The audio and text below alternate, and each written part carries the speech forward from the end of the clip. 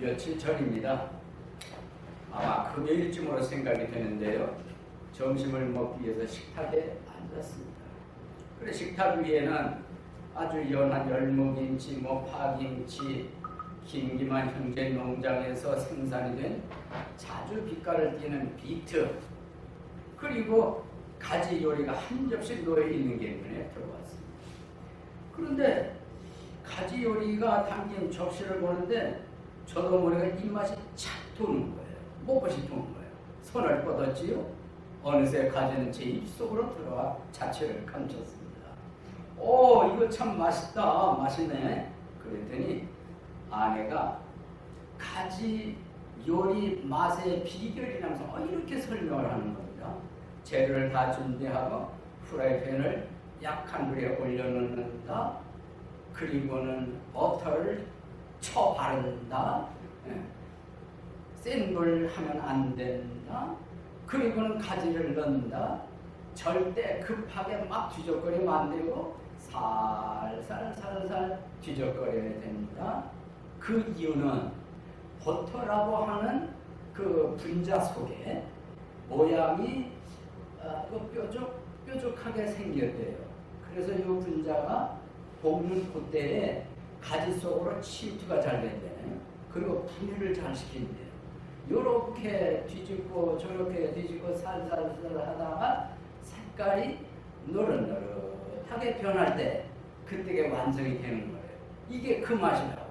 그 말을 듣고 한 번 더 먹어봤더니 진짜 맛있는 거예요. 그게 경인표 가지 요리입니다. 참 맛있게 먹었습니다. 우리가 식당에 갔다 오면 의뢰 나오면서 말을 하는 습관들이 있는 것 같아요. 이 집 너무 맛있다. 네. 그런가 어떤 사람은 별로인데 이런 표현을 하게 돼요. 손님 입에서 이 집 참 맛있다 그러면 그 집은 되는 거예요. 그게 지속이 되면 되게끔 돼 있어요.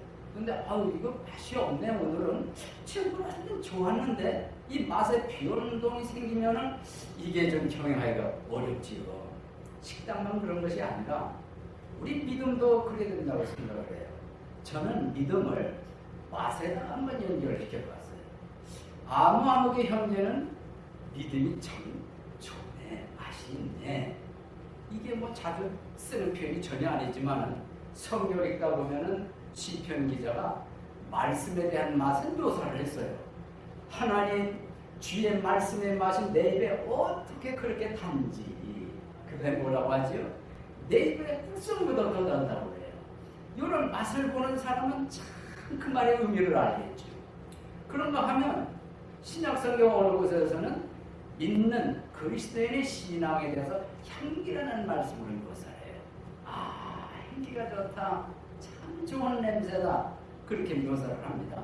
그런데 오늘 본문 야고보서 2장 14절 26절에 보면 맛도 아니에요, 향기도 아니에요. 야고보가 하는 말씀은 뭐냐? 듣기에 아주 준엄해요. 뭔가 이 느낌이 무겁습니다. 뭐라고 묘사했는가? 생사라는 단어를 썼는데 설명을 하면 죽은 믿음, 산 믿음, 산 믿음, 죽은 믿음이라는 묘사를 하고 있습니다. 그래서 저는 오늘 야고보서 2장 14절로 26절의 말씀을 여러 번 읽으면서 제목을 그렇게 잡았어요. 죽은 믿음, 산 믿음. 이런 제목으로 저도 은혜 받고 여러분과 함께 은혜 받을 수 있기를 원하는 것입니다. 첫째로 야고보는 죽은 믿음에 대해서 말씀을 하세요. 죽은 믿음이 어떤 건지, 어떤 경우에 죽은 믿음이라고 하는지를 말씀을 하시는데, 제일 먼저 여러분 앞에 있는 성경 2장 17절 말씀을 보아주시기 바랍니다. 이렇게 기록이 되어 있어요. 이와 같이 믿음도 행위가 없으면 그것만으로 죽은 것이니라. 다시 한번. 이와 같이 믿음도 행위가 없으면 그것만으로 죽은 것이니라. 믿음과 행위 두 가지 단어가 주목해야 할 이유가 있습니다. 믿음 중요하지. 행위 역시 중요한 것입니다.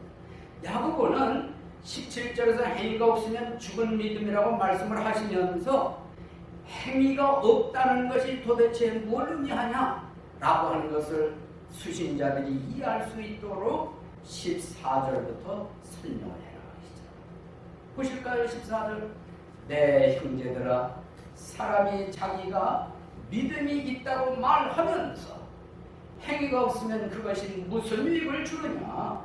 믿음이 그를 구원할 수 있겠느냐? 이 반문 형식이 나타나고 있어요. 맨 앞에는 역시 자주 등장하는 단어입니다. 내 형제들아. 누구에게 하시는 말씀일까요? 불신자일까요? 아닙니다. 형제라고 한 것을 보았을 때 믿는 사람이지요. 구원받은 사람이죠. 하나님을 믿는 사람이죠. 신앙생활을 하는 사람입니다. 그런 의미에서 저도 하나님 믿고 여러분도 하나님 믿는다면 내 형제들아 하는 이 말씀의 대상이 되는 줄로 믿습니다. 이어지는 말씀이 뭐예요? 자기가 믿음이 있다고 말하면서 말을 한다는 거예요. 뭐라고? 나 구원 받았어. 나 하나님 잘 믿어. 나 구원 받았을 뿐만 아니라 거듭났어. 뭐 하나님 자녀가 됐어. 죄 용서 받아서 말을 한다는 거예요. 그런데 문제는 그 다음에 믿음이 있다고 말하면서 행위가 없으면 행위가 뒤따르지 않는 거예요. 실천이 안 되는 거예요. 적용이 안 되는 거예요. 말을 번지르르 하게 하는데 세상에 그 같은 믿음이 없을 정도로 화려한 말에 표현하는데 실천이 안 되는 거예요. 행위가 없는 거예요. 그것을 일컬어 야고보는 그게 다름 아닌 죽은 믿음이다. 소용없는 믿음이다. 유익 없는 믿음이다. 라고 말씀을 하신 것입니다. 그래서 구체적으로 어떤 행위 예를 들었는가 이해하기 쉬운 사례를 들었습니다. 15절이에요. 보시면 만일 형제나 자매가 헐벗고 일할 양식이 없는데 너희 중에 누가 그들에게 이르되 평안히 떠나가라. 너희는 따뜻하게 하라. 배부르게 하라 하고는 몸에 필요한 그것들을 너에게 그들에게 주지 아니하면 그것이 무슨 이익을 주느냐. 다 이해하시지요? 쉬운 내용입니다. 이 말씀을 2000년 전 그 시대로 이어서 이 시대로 한번 옮겨보겠습니다. 현대 그리스도인 가정으로 무대로 옮겨보겠습니다. 어떤 여기에 사는 그리스도인이 있어요. 갑자기 띵동 띵동 별로 소리가 나요. 누구세요? 대답이 없는 거예요. 한 번 더 묻습니다. 누구세요? 그래도 대답이 없습니다. 문을 열었더니 세상에 아니 형제님 아니 웬일이세요? 위아래로 훑어본 놀라는 표정을 지면서 아유 왜 얼굴은 그러시고 왜 이렇게 되셨어요? 보기만 하는 소리로 이렇게 얘기를 합니다. 형제님 죄송합니다. 치를 제가 먹지를 못했네요. 영치불구하고 좀 도움을 바라고 왔습니다. 들어오시라고 의자에 앉았습니다. 이 집주인이 옆에 놓인 성경을 보더니 탁 집어 성경을 펴지. 형제님, 옛날 이스라엘 백성들이 광야를 지나갈 때 얼마나 힘들었습니까? 또 얼마나 배가 고팠습니까? 그때 하나님은 하늘에서 만나를 내려주시고 매출하기를 내려주셨습니다. 형제님 이건 믿으시지? 그것뿐만이 아닙니다. 예수님 어떻게 하시는 줄 아세요? 예수님 말씀을 전하는 많은 사람이 모여들어 듣고 있다가 얼마나 귀한 말씀인지 생명의 말씀인지 그 말씀 듣다가 끼니를 놓치는 거예요. 예수님 보시고 배고파하는 것을 불쌍히 여기셨잖아요. 보리떡 5개 물고기 2마리를 축사하시고 거기 있는 수천 명에 해당하는 사람 다 나눠줬는데 다 배불리 먹고 남았습니다. 또 믿으시지? 거기다가 사도 바울 얘기를 해주는 거예요. 사도 바울이 이런 말씀을 했습니다. 나의 하나님이 그리스도 예수 안에서 너의 모든 쓸 것을 풍성하게 채우시리라. 힘주어서 채우시리라. 형제님 믿으시지? 믿는다. 그러더니 성경을 탁 놓고 이제는 기도하십시다. 그런 기도를 살아계신 하나님 아버지시여 이 형제가 배가 고프답니다. 옷도 헐벗었습니다. 불쌍히 여겨 주시옵소서. 하나님이 채워주시기를 간절히 기도드리옵나이다. 예수님 이름으로 기도합니다. 그랬더니 아멘 아멘 했어요. 일어났어요. 하나님이 채워주실 걸 믿고 공급해 주실 걸 믿고 평안히 가세요. 다 채워줄 걸 믿고 평안히 가세요. 갔어요. 문이 닫혔어요. 이 이야기입니다. 야고보가 하려고 하는 얘기가 그 얘기입니다. 아니 필요해서 왔으면 이론이 필요합니까? 성경이 필요합니까? 기도가 물론 필요하지요. 그러나 절실한 필요는 뭡니까? 진짜 필요한 걸 제공해 주는 것.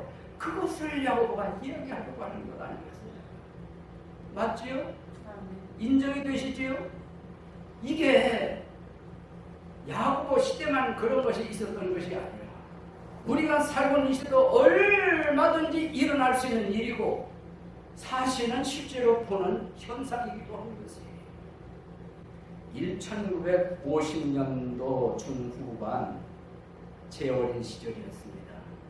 전쟁 직후라 얼마나 살기가 팍팍하고 힘들었는지, 그리고 왜 그렇게 몸이 가려운지, 특히 겨울에 왜 그렇게 가려운지, 이 집도 저 집도 이 방도 저 방도 그저 긁어대느라고. 네. 그 왜 그런 줄 아세요? 옷을 제대로 빨아 입을 형편이 되나요? 때는 왜 그렇게 있는지 몸을 씻을 수가 있나요? 그래 겨울이면은 이 집도 저 집도 이 방도 저 방도 그저 밤마다 걱정되느라고. 그래서 너무 가려고 옷을 벗어들고 전기불이 있나요? 그저 그 석유 심지에 올라오는데 불 붙이면 등잔불 다 아실 거예요. 등잔불 냈다 옷을 벗어들고 하도 이가 많으니까 그 등잔불에다 이걸 대는 이 타 죽는 소리가 타타타타 소리가 납니다. 참 이가 많았어요. 이걸로 안 끝나면 큰 이 같은 놈들은 두 손을 들이대지요. 오른손 엄지, 왼손 엄지. 이를 그 안에 넣고 사정없이 눌러댑니다. 비벼댑니다. 한두 마리를 해야죠. 여기저기 이 툭툭툭툭 소리가 들릴 정도입니다. 나중에 손가락 보면요. 벌겋게 피가 전사를 해가지고 벌겋게 묻는, 여러분 다 겪으셨을 거예요. 그렇죠? 그런데 문제는 몸이에요. 몸. 가려우니까 집집마다 할아버지 할머니가 예 와서 등 좀 긁어라. 손을 들이밀잖아. 그러면 여기 흙어물면 아니 여기 아니 그 밑에 그럼 또 내려가서 여기 조금 더 내려가서 여기 그러면 고기 그러죠. 그러면 긁기죠. 살살 더 세게 긁으려면 시원해. 더 팍팍 긁으면 긁는 소리가 옆에까지 다 들려요. 그러면 그 사람 입에서 의뢰 나오는 소리가 있습니다. 아 시원하다. 진짜 시원하다. 시원하다는 소리가 저절로 나옵니다. 여러분, 몸이 가려우니까 때를 씻어야 되는데 그 시절에 목욕 시설에 시골이 어디 있습니까? 1년에 가도 못 씻는 거 없고 여름이래야 내 가에 가서 씻죠. 도시라고 해도 동네 먹탕밖에 없잖아요. 예. 그러니까 명절 앞두고 1년에 한두 번쯤 가서 먹탕 가보면 이거 참 가만히 아니죠. 때가 불어가지고 둥 떠나면 들어갈 수가 있나요? 그러니까 먹탕 직원이 뚫쳐를 가지고 쭉 걷어내는데 한 사발씩 나온다. 한 사발씩. 그리고 툭 털어서 버리면 그 다음 사람이 들어가서 가만히 있으면 돼. 시원하면서 몸에 때를 막 밀어내고 이 국수 같은 때가 이제 막 또 떠나오기 시작. 또 떠내고 이런 시절이 1950년대부터 지내지 않았습니까? 이것 때문에 가려운 거. 여러분, 가려운 것은 정확히 짚어서 긁어줘야지. 그래야 시원하지. 제가 무슨 이야기를 하고 싶을까요? 야고보 얘기가 이와 똑같은 거예요. 필요해서 갔으면 필요한 그거를 제공해야죠. 가려운 것은 정확히 긁어줘야지. 그래야 피차가 좋은 거 아닙니까? 그런데 성경을 집어들어내요. 성경을 펼치네요. 야고보가 그렇게 하라는 게 아니죠. 나쁜 거는 아니지만은 그게 바른 신앙의 모습이 아니래요. 성경 펼치지 말고 냉장고를 펼쳐야지. 먹을 걸 줘야지.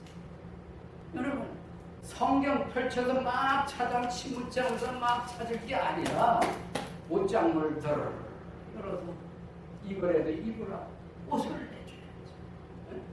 아니 뭐 성경이 어떻고 하나님이 태워줄 줄 믿는 기도합시다. 아무리 억센 발음해서 미십니다 주여 아무 소용없다는 거죠. 차라리 지갑을 열어서 내 성의로 드리는 표시 이거라도 받으시라고 금전 도움을 주는 게 이게 행하는 실천하는 믿음이 아니고 뭐겠냐. 그런데 너는 왜 말만 하냐? 왜 그러냐? 이것을 여호와가 지적하고 있는 것입니다. 그래서 이 시간 우리 다 같이 요한일서 3장 있는 말씀을 찾아보도록 하겠습니다. 신약성경 요한일서 3장 17절, 18절 두 구절을 읽어보겠습니다. 그러나 누가 이 세상에 좋은 것을 가지고 있으면서 자기 형제가 궁핍한 것을 보고도 동정하는 마음을 닫아 그를 피하면 어찌 하나님의 사랑이 그 속에 거하겠느냐. 나의 어린 자녀들아 우리가 말과 혀로만 사랑하지 말고 그 다음 오직 행함과 진실함으로 하자 라고 예수님이 사도 요한께서 말씀을 해주셨습니다. 맞습니다. 말로 하지 마라. 행함과 진실함으로 하자. 요한일서 3장 18절, 17절, 18절에서 말씀을 해주시겠습니다. 여러분 야고보께서 죽은 믿음이 무엇이냐 이미 얘기했습니다. 행위가 뒤따르지 않는 말로만 하는 것이다. 이게 죽은 믿음이다. 소용없는 믿음이다. 헛된 믿음이다. 성도 여러분, 오늘 우리는 어떤 믿음을 하나님 앞에 가지고 있는지 야고보는 두 번째로 죽은 믿음이 무엇인지를 말씀합니다. 그것은 행위가 뒤따르지 않는 지식만의 믿음은 죽은 믿음이라고 말씀을 했습니다. 이제 18절, 19절 두 구절 말씀을 보도록 하겠습니다. 18절 참으로 어떤 사람은 이르되 너는 믿음이 있고 나는 행위가 있으니 내 행위가 없는 내 믿음을 내게 보이라. 나는 내 행위로 내 믿음을 내게 보이리라 하느니라. 19절 다같이 내가 한 하나님이 계신 줄 믿으니 잘하는도다. 마귀들도 믿고 떠느니라. 행위가 따르지 않은 지식만의 믿음, 어디에 그런 의미가 있을까? 여기 두 사람이 있어요. 제 오른손을 보시면 여기는 믿음이 있으면 되지. 믿음만을 고백하고 강조하는 사람이 있어요. 반대로 이쪽에 있는 사람은 아니야. 행위가 중요하지. 행위를 주장하고 또 주장하는 사람이 있습니다. 이쪽에는 믿음, 이쪽에는 행위예요. 서로 팽팽합니다. 여러분은 어느 쪽이 더 중요하다는 생각이 드시는지, 믿음인가요? 아니면 행위인가요? 그래서 야고보는 두 사람의 대화를 계속 이렇게 설명하는 것입니다. 여기 보시면 너는 믿음이 있고 나는 행위가 있으니 내 행위가 없는 내 믿음을 내게 보이라. 행위를 주장하는 사람이 믿음 주장하는 사람한테 얘기를 해요. 무슨 얘기죠? 너 믿음 그러는데 어디? 내 믿음 좀 한번 보여줘라. 믿음 좀 보여줘라. 이러고 욕을 하는 거예요. 근데 여러분 솔직히 말해서 믿음이라는 게 보여요? 만져집니까? 아니 뭐 냄새라도 있습니까? 아니죠. 그래 이 사람이 그 말을 듣고 보여달라고? 아무리 국민에서 보여줄 근거가 없는 거예요. 어떻게 방법이 없는 거예요. 그래서 이번엔 반문을 해요. 아니 그러면 행위 그러는 너는 그러면 믿음 이런 거를 보여줄 수 있어? 그랬더니 이렇게 대답을 하는 거죠. 한번 봅시다. 18절 끝부분에 보면 내 행위가 없는 내 믿음을 내게 보이라. 나는 내 행위로 무엇을? 내 믿음을 내게 보이리라. 근데 이 사람은 자신이 있는 거예요. 어떻게 보이느냐? 나는 행위로 보이겠다. 너는 보일 게 없지. 아니 믿음만 주장하는 사람이 행위는 없고 뭘 보일 거야? 뭘 근거를 보여줄 거야? 없는 거예요 사실. 근데 이 자기는 나는 믿음도 있지만 그 믿음을 나는 행위로 보여준다. 이거 다 하면서 행위로 보여주는 거예요. 근데 우리는 이 두 가지 중에 편파적인 생각을 하지만 안 돼요. 믿음만 중요하다고 여기도 안 돼요. 행위만 중요하다고 여기면 안 돼요. 이걸 갈라놓으면 안 돼요. 이건 하나인 거예요. 그래서 야고보서를 읽을 때 아니 사도 바울은 믿음으로 구원받는다고 그랬는데 야고보는 뭐 행위로 뭐 이렇게 된다고 그러네. 이거 뭐 성경 이게 모순 아니야? 충돌 일어나는 거 아니야? 이렇게 오해하기 쉬운데 성경 자세히 보면 그게 아닙니다. 잘못된 지식이에요. 잘못된 지식이 있으면 신앙이 엉뚱한 곳으로 흘러갈 수가 있는 것입니다. 그래서 야고보가 강조하려는 것은 한쪽 주장하려고 하는 것이 아니라 둘을 다 강조하는 것. 그런 의미에서 잘못된 지식이 뭐라? 하나만 알면 안 되는 거예요. 둘을 다 알아야 되는 거예요. 근데 여기 사람은 하나만 믿음만을 고집하는 것입니다. 우리로 말하면 이래요. 아니 구원을 믿음으로 얻는 거 알아 믿어. 구원 받으면 됐지. 그거면 천국 가면 됐지. 그 이상 뭐 천국 가는 거 다른 당상이 없다. 뭐 그럼 되지. 뭐 그 이상 뭐가 필요해? 여기에 머물러있는 사람이에요. 오늘 야고보가 가르치는 그게 아닙니다. 그렇게 있는 것은 형제라고 그러지 않았어요. 자매라고 그러지 않았어요. 구원 받은 거 인정하잖아요.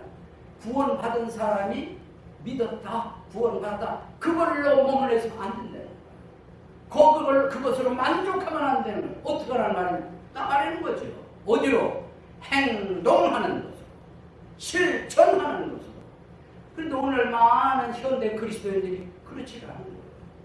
구원받았다고 아멘, 할렐루야, 찬송하고 기뻐하고 이러기는 하는데 구원받았다는 걸 보여줄 수가 있어야지. 야고보가 그걸 가르쳐 주려고 하는 것입니다. 아니 구원받았으면 좀 보여줘봐. 보여줘봐. 보여줘야지요. 야고보는 얘기하죠. 보여줄 수 있는 비결 다른 게 아니에요. 실천하는 믿음, 행동하는 믿음이에요. 다른 말로는 변화 일어난 모습이라는 겁니다. 구원받은 사람답게 변화된 모습이 드러나면 너 구원받았구나 믿음을 보게 되는 줄로 믿습니다. 어때? 우리 모습은 어떤가요? 구원받은 걸로 만족하지 맙시다. 머물러 있지 맙시다. 한 단계 나가야 돼요. 행위를 향해서 가야 되는 거예요. 이게 야고보가 우리에게 요구하시는 말씀인 줄로 아는 것입니다. 그런데 야고보는 이 말을 하면서 너희가 한 하나님이 계시는 걸 믿냐? 잘한다. 이 말이 나와요. 여러분 하나님은 두 분이에요? 한 하나님이시지요. 유일신이지요. 다신론이 아닌 유일신을 믿는 거 잘하는 거다. 범신론이 아니라 유일신 한 하나님을 믿는 거 그거 인정한다. 잘한다. 그런데 그렇게 아는 지식으로 머물러 있으면 안 된다는 거예요. 그 이유를 마귀를 연결시키는 거예요. 마귀들도 하나님 한 하나님 있다는 걸 믿어. 알고 있어. 하나님이 일하시는 거 알고 있고 그거 다 알아 마귀도. 그래서 떤다는 거죠. 마귀가 왜 떤다고요? 자기가 종말이 어떤 걸 알기 때문에. 하나님은 마귀와 그의 졸개들과 그 가르침을 쫓는 자들을 위해서 예비된 곳 지옥, 영원한 불못에 이 사단 마귀가 들어가는 걸 너무나 잘 아는 거예요. 그래서 극도의 공포와 그래서 머리끝이 쭈뼛쭈뼛 서는 그런 상태에 떤다는 말씀이었습니다. 여러분 마귀가 하나님에 대해서 안다고 했죠? 그럼 그 아는 지식의 구원을 가져다 주나요? 아니죠. 안다고 해서 이 마귀가 하나님을 예배합니까? 섬깁니까? 순종합니까? 아니지요. 대적하는 자인데요. 그런 의미에서 사단도 마귀도 하나님을 알고 하나님 하신 일을 다 아는데 지식을 가지고 있는데 구원받았다는 지식, 성경에 대해서 아는 지식, 여러 가지 많은 지식들을 갖고 있다는 그 자체 그거 위험하다. 거기서 머무르면 안 된다. 아는 것만큼 순종해야 된다. 실천으로 나가야 된다. 그것을 말씀하는 것입니다. 야고보 시대는 이 시대와 달라서 어쩌면 이 시대는 너, 나 구별 없이 지식의 욕구가 얼마나 강한지 모릅니다. 인터넷 발달로요. 원하기만 하면 버튼 몇 번만 누르면 원하는 대로 쫙 뜹니다. 대단합니다. 예. 그런가 하면 우리 신앙 안에서도 마찬가지예요. 성경에 대해서 알고 싶고 신앙에 대해서 알고 싶고 인터넷 검색 버튼 몇 번만 눌러봐요. 원하는 거 다 뜹니다. 쫙 뜹니다. 그래서 현대 그리스도인들은요, 교회 생활 3년만 하잖아요. 서당계 3년만 풍어를 봅니다. 여러분, 3년만 나오면 설교할 줄 알아요. 목사가 설교 본문에 있잖아요. 제목 이거 나올까요? 그러니까 제목 얘기하잖아. 첫째는 뭐, 둘째는 뭐, 셋째, 대지까지 받아서 다 꿰뚫고 있습니다. 그 다음에 결론이 어떻게 날 거고 본이 다 알아. 이 정도로 지식 수준을 쌓아놓기에 편한 세상에 살고 있습니다. 아닌 게 아니라 그런 모습으로 사는 그리스도인이 많습니다. 제가 지식 나쁘다고 얘기하는 거예요. 틀렸다는 거 아니에요. 야고보도 그렇게 얘기를 합니다. 필요하지요. 그래야지요. 그러나 머물러 있는 것을 경계하는 것입니다. 성도 여러분, 오늘날 이제 인터넷도 발달이 됐지만 지금 코로나가 아니기 때문에 모여서 예배 드리는 게 상당히 어렵지 않습니까? 그래서 영상으로 집에서 예배를 드려요. 저는 여러 가지로 참 영향가 많습니다. 진짜 예배는 그 시간에 실시간으로 영상 예배가 제대로 이루어지는지 그거 참 효과 있는 예배가 되는지 참 궁금해요. 궁금하고 참 이게 온전치를 못하다. 그럼에도 드리고 애쓰는 이 모습 우리는 그런 시대에 살고 있는데 그거보다는 염려스러운 부분을 말씀드려요. 실제로 자기 교회 예배를 드리는 것이 아니라 인터넷상에서 유명한 목사님의 설교책으로 다 돌려버려요. 그러면서 그걸 듣고 그걸로 안을 삼고 그걸로 기운을 보고 그러면서 너도 나도 모르는 사이에 팽배해지는 게 뭐냐? 지식이 되어야지. 머리가 자꾸 커지는 그런데 행동은 못 따라와요. 지식이 많다 보니까 아주 판단의 능력이 탁월해집니다. 앉아서 설교를 들으면 목사님에게 틀리고 이거는 왜 이래? 앉아서 판단을 다 하고 있습니다. 그런데 말은 잘해. 판단은 잘해. 하나님이 요구하시는 게 있어요. 열매를 요구하십니다. 열매를 요구하십니다. 예수님이 어느 날 길을 가시다가 제자들한테 이런 말씀을 하셨어요. 열매를 보면 그 나무를 안다고 그러셨죠. 사과 열매가 맺혔으면 이거 사과 나무다. 포도 열매가 맺혔으면 이거 포도 나무다. 열매를 보아 그 나무를 안다. 뭘 하시려는 말씀일까요? 믿음 생활이 그렇다는 거예요. 행동 거지를 보아서 그 신앙을 한다는 거예요. 말하는 걸 보아서 신앙을 한다는 거예요. 오늘날 또 지나가시는데 저기 열매가 있을까 하고 예수님이 쳐다봤는데 무화과 나무. 근데 열매가 없는 거예요. 여러분 기억하시죠? 열매 없는 무화과를 저주하셨다는 거예요. 예수님이 우리에게 바라시는 게 있습니다. 첫째는 구원이에요. 믿음이에요. 그 다음에 뭘 바라실까요? 열매 맺는 걸 원하시는 겁니다. 이 열매 맺는 것을 야고보는 행위라고 말씀한 것이에요. 행위. 열매를 행위로 본 것이에요. 그런 의미에서 우리는 열매를 맺고 있는지 어떤 열매를 맺고 있는지 이 말씀으로 자신을 잘 살피는 시간이 되어야 할 줄로 믿습니다. 여기까지 요약을 합니다. 야고보는 죽은 믿음이 무엇인지를 말씀하는 거예요. 기억하시는지 행위가 없는 말로만의 신앙, 또 하나 행위가 없는 지식만의 신앙. 그거는 유익이 없다. 헛되다. 심하게 변해서 그건 죽은 것이나 다름없다라고 그랬습니다. 그런가 하면 이 야고보는 죽은 믿음 말씀에 이어서 산 믿음에 대해서 말씀합니다. 산 믿음은 어떤 말씀인가? 이것을 말씀하기에 앞서서 우리 야고보께서는 우리 본문 2장으로 돌아가셔서 이렇게 말씀을 시작하고 있습니다. 20절. 그러나 오 허무한 사람아. 이 허무한 사람이 뭐겠어요? 이 말씀에 담긴 의미는 헛되다, 비었다, 진실되지 못하다라는 의미가 담긴 단어예요. 그러니까 뭐가 헛되고 뭐가 텅겼다는 거냐? 사람을 가리켜서 하는 말이 행위 없는 믿음이 헛되다는 것 자체를 모르냐? 그런 사람이 바로 허탄한 허무한 사람, 텅 빈 사람이다, 비어있는 사람이다 라고 묘사를 하는 것입니다. 그래서 구체적으로 21절부터 두 가지 사례를 들어서 산 믿음을 설명을 해주고 있습니다.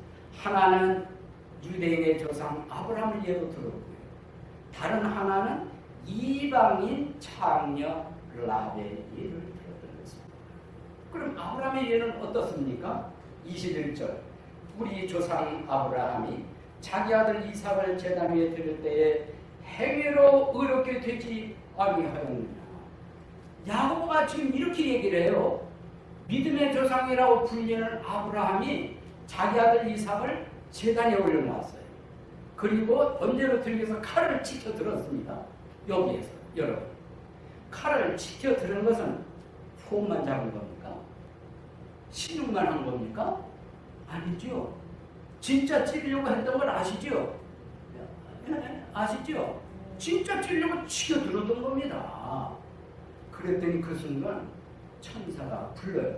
아브라함아, 아브라함아, 내 아이에게 아무 일도 하지 마라, 손대지 마라. 딱 팔을 멈추게 했죠.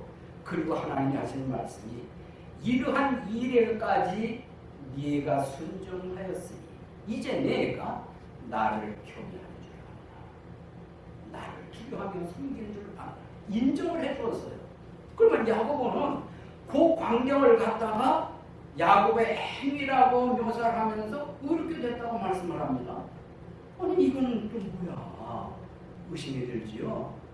여러분 성경 자세히 읽어보면 충돌하는 것 같으나 좋아해요.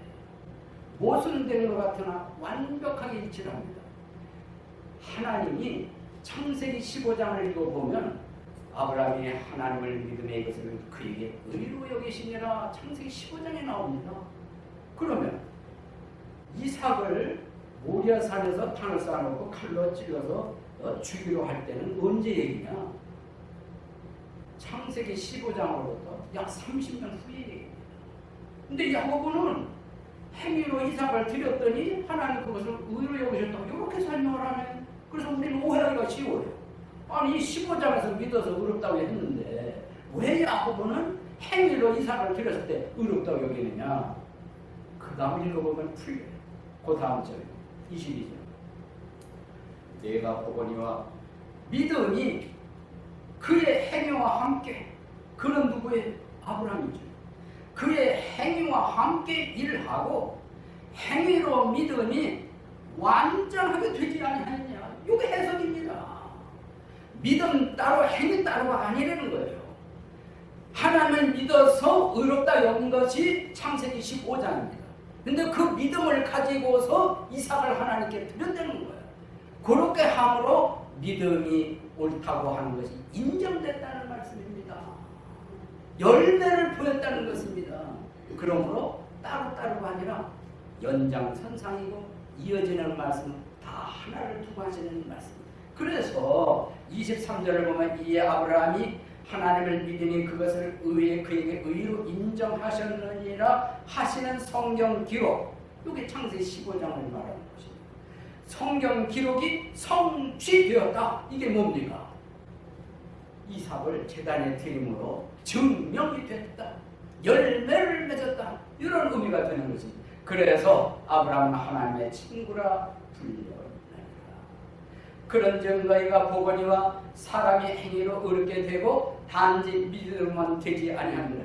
이것도 오해하기 쉽지만 하나님을 믿어서 구원을 받고 요 구원받은 요 믿음이 행위로 열매를 맺을 때 온전한 열매로 믿음에 대한 증거를 보이는 것이다. 이렇게 말씀합니다. 에베소서, 로마서를 읽으면 사도 바울은 우리는 예수 그리스도를 믿음으로 말미암아 구원받는다고 가르쳐요. 근데 야고보는 행위를 가르치잖아요. 그럼 이것도 모순인가요? 충돌인가요? 얼핏 보면 그렇습니다. 아닙니다. 강조하는 부분이 틀린 거예요. 이를테면 바울은 에베소서 그리고 로마서를 통해서 예수님을 믿으면, 은혜로 믿으면 구원받는다, 분명한 겁니다. 근데 야고보는 어디를 강조하냐? 그렇게 구원받은 사람은, 믿음으로 구원받은 사람은 행위로 구원받은 걸 드러내야 됩니다. 요거를 강조하는 것입니다. 나무로 예를 들어보겠습니다.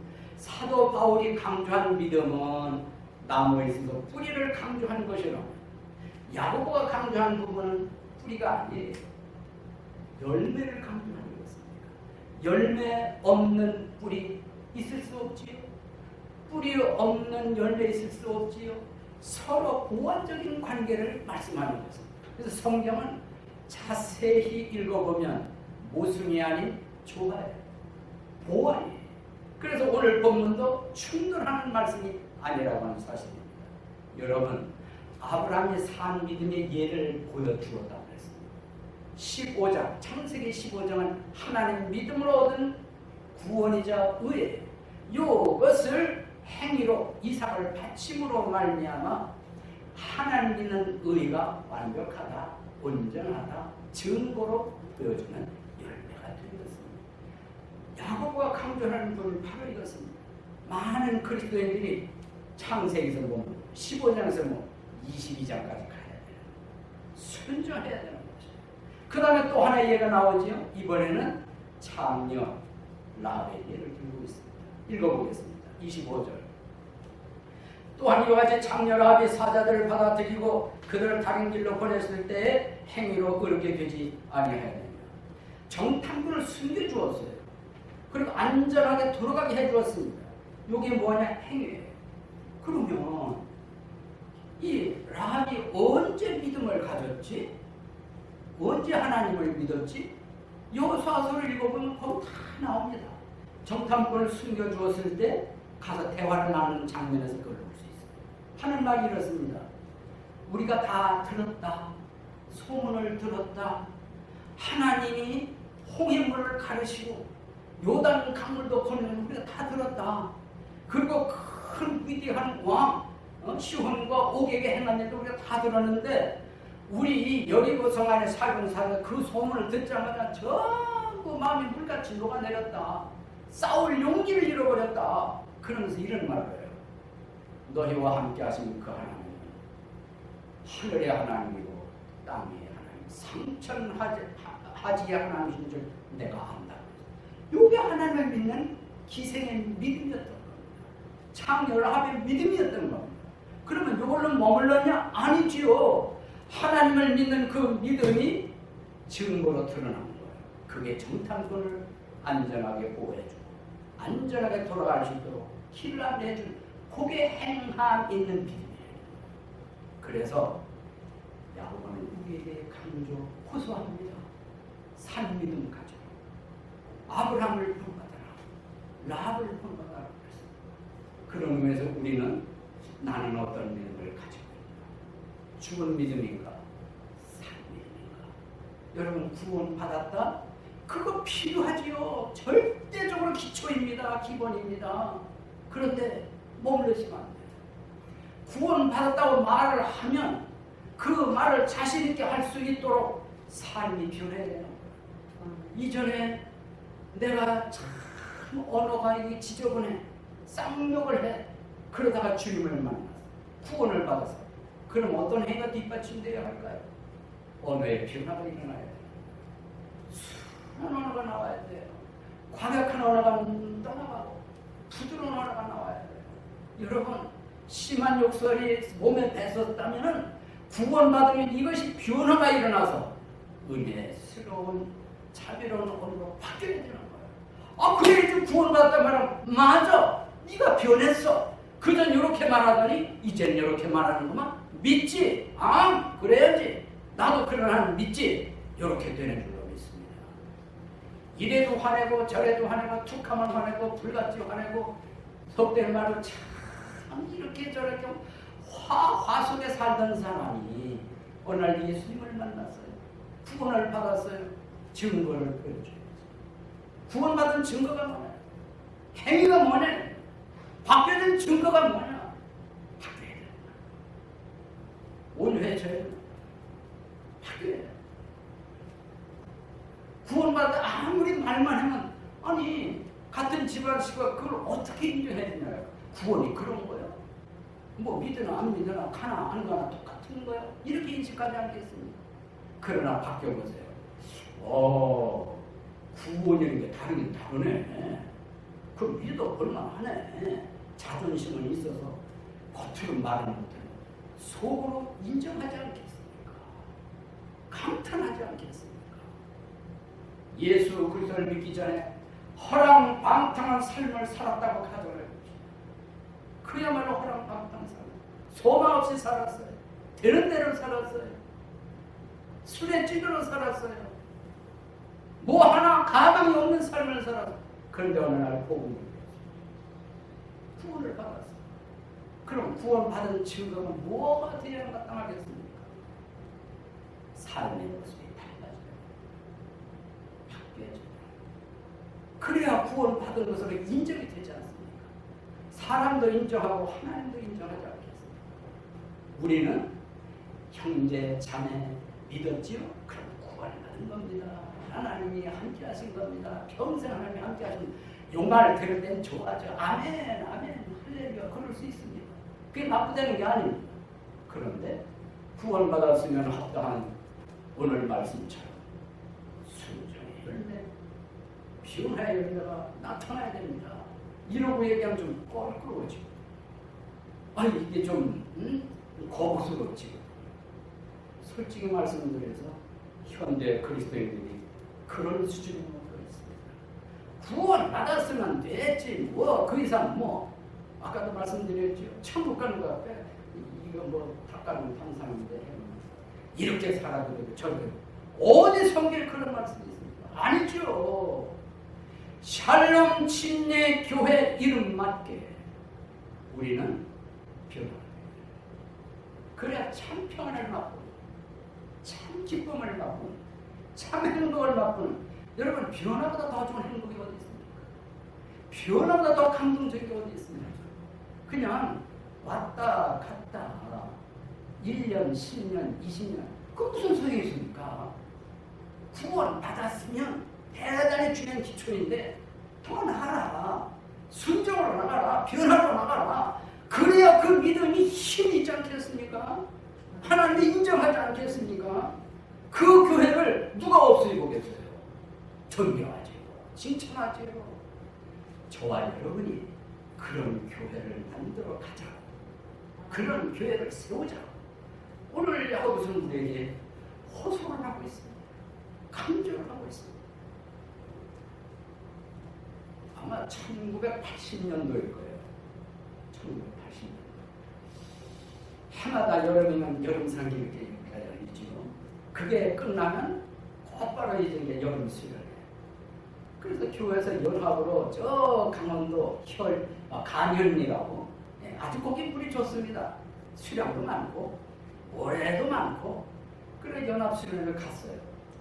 하루 지나고 이틀째인가 배가 노를 저으면서 위로 갔다 아래로 갔다 하는 거예요. 왜 저랬지? 근데 모습을 보니까 자꾸 물속을 들여다보더라고요.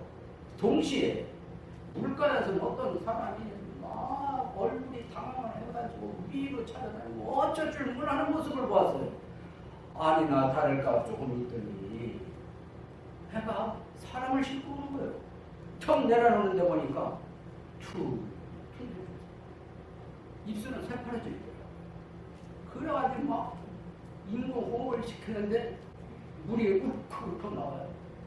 그런데 음식물도 나와요. 그때 언제 했는가 하면 점심 먹으면 다음이거든요. 그러니까 점심 먹자마자 수영 실력을 뽐내려고 그랬는지 어쩌는지 체구도 좋습니다. 물가에 들어갔다가 아마도 심장마비가 왔던 것 같아요. 물속에 들어갔다 안 나온 거예요. 그래서 건져내놨는데 옆에서는 울고 불고 야단이 났고 막 다 같이 하나님 살려주세요. 기도를 막 하고 알고 봤더니 저 인천에서 모 교회에서 역시 이제 수련회를 그 장소로 온 거예요. 인공호흡을 계속 하는데 물은 나오고 음식물은 나오는데 숨은 안 돌아오는 거예요. 아마 1시간을 시도했어요. 결국 숨이 안 돌아왔어요. 판정을 하고 포기를 하고 무엇으로? 죽어. 다시 돌아올 수 없는 그것으로. 얼마 안 있다가 인천에서 부모들이 소식을 거의 몸이 나오고 있면서 데려오는 곳으로 숨이 멎은 것 죽은 거죠. 죽은 게 다르냐? 숨이 끊어지면 죽음. 야고보가 그걸 결론으로 내리고 있습니다. 오늘 본문의 말씀 26절입니다. 영이 없는 몸이 죽은 것 같이 행위 없는 믿음도 죽었느니라.